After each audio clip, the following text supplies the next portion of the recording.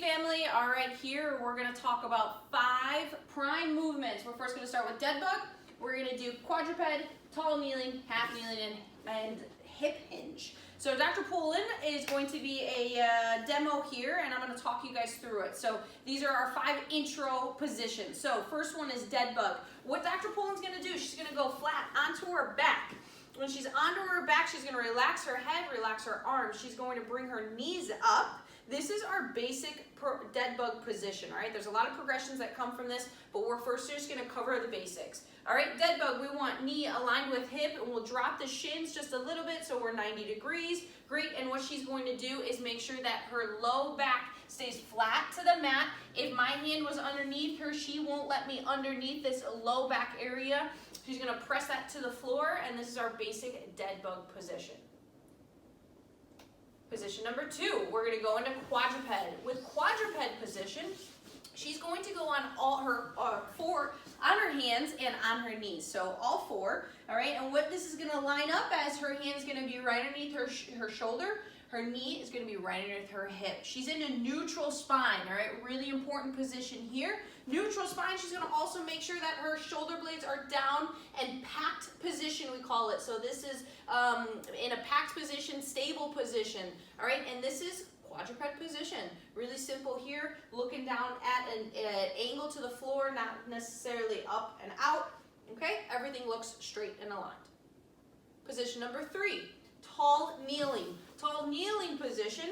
With this one, she's going to line up her knees and her shoulders in a straight line. Ear is also in a straight line.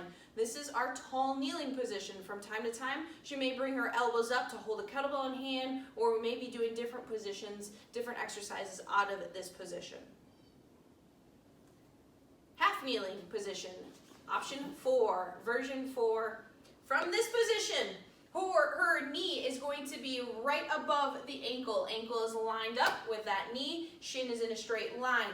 Her back leg, if we were to take a poll, her back leg and her back foot are in about the straight line here, all right? Knee of the back leg is underneath her hip. Let's turn this way. And then in this position, again, knee is underneath the hip, shoulders, ears. Half kneeling position, position number 4. Going into position number 5 is our hip hinge. Our hip hinge, we're going to keep it very basic here.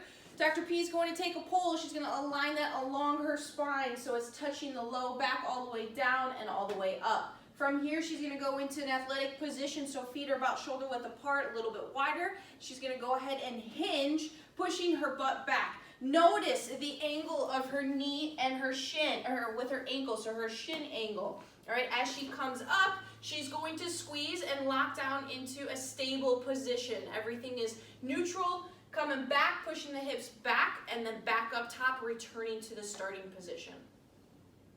Those are your 5 basic movements we're going to be discussing and using and moving through during our classes. So make sure that you revisit this video if you need a refresher on our 5 basic movements.